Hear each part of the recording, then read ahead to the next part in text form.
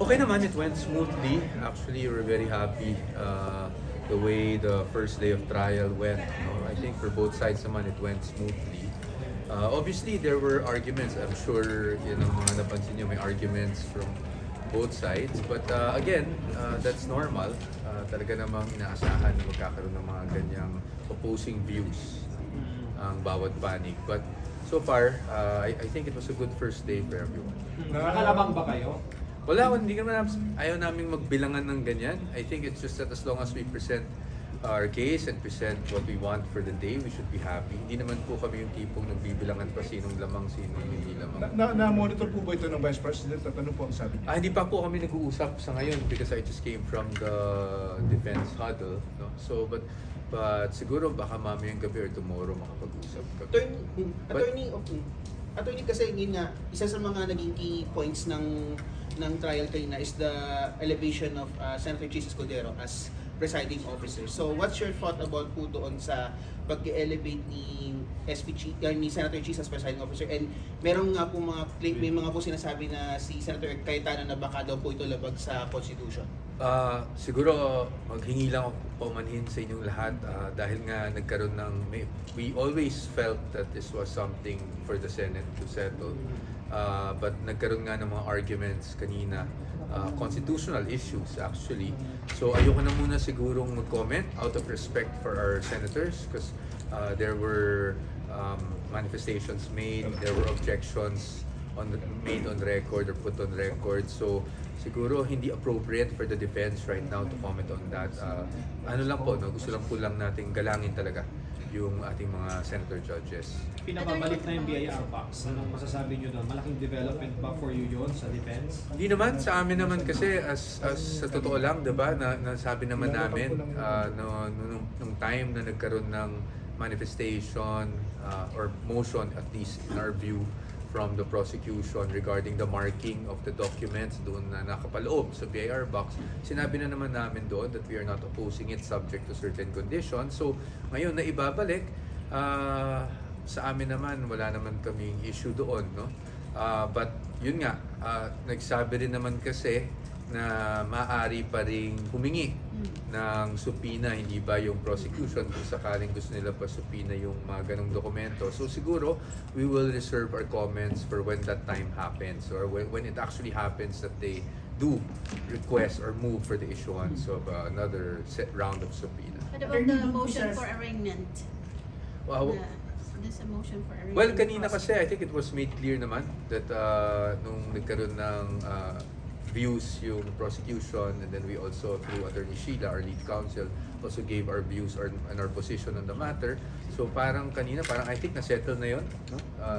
That there was no need to do that because she is represented by counsel and under the rules that's all is necessary. 16-minute speech po si Attorney Sheila Sison, she poked holes on the allegations of the House prosecution, but among the highlight was the allusion on the confidential funds issue.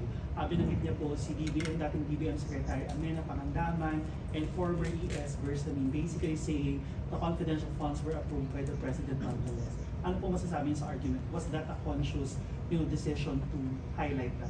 Well, of course, everything in an opening statement is a conscious decision, diba?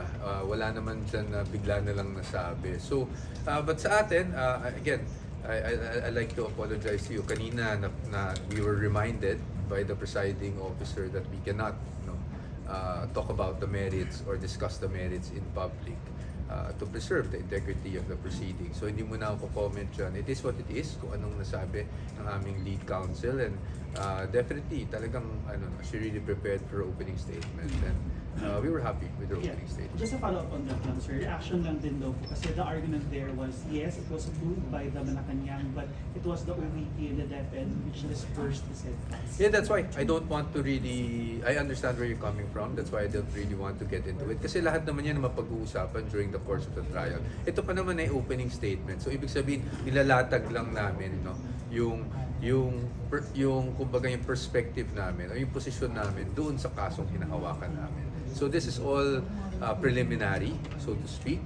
So siguro makikita naman natin, hindi naman malilimit sa mga ganyan lang na statements ang buong trial. So makikita na lang natin siguro pag naglatagan na tayo ng ebidensya kung totoo, hindi totoo yung mga aligasyon laban sa Vice President. Sir, ang magiging sequence daw ng articles of impeachment 4132. Yes. Okay ba kayo doon? Anong nakikita nyo doon sa sequence na yun? Oo, iyan sa totoo lang, yung ganyang sequence, no, that is, we have to also be factual and objective about it. Talaga namang prerogative yan ng prosecution.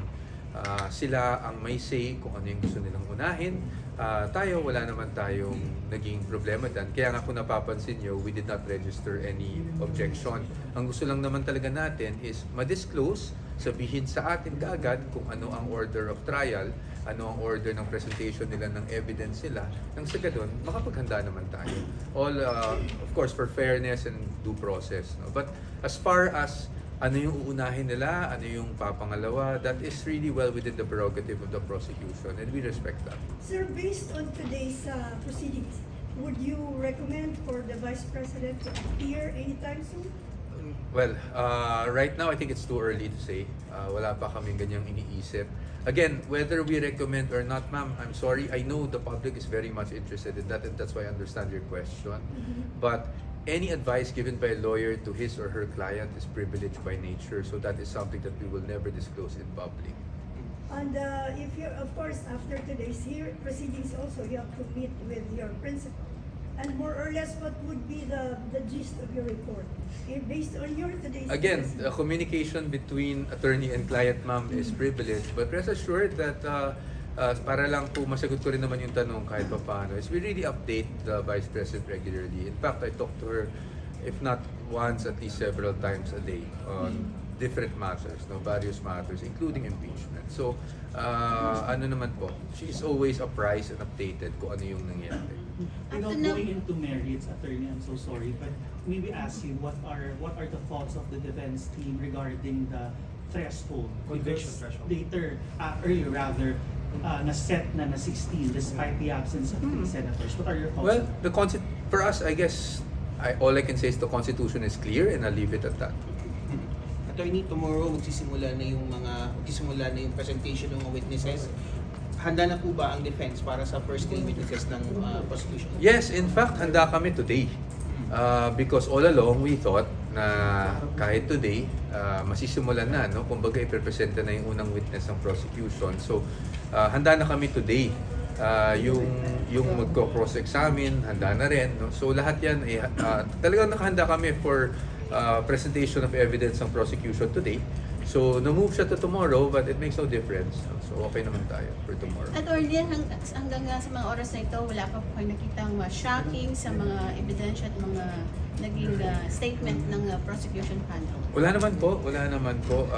Everything today from the prosecution is expected. In fact, maybe perhaps everything from our end was also expected by the prosecution. Diba? Kasi it's really preliminaries. So, wala pa naman po tayo doon sa stage na yun. I think things will progress through as the days go by, no? As trial days go. Sir, comment and reactions opening statement ni Congresswoman Ministro?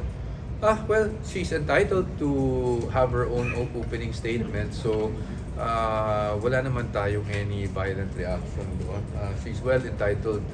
That's her opening statement. So, I think it would be unfair for us to comment or say anything against that. Okay. Okay? Thank you everyone. We'll see you.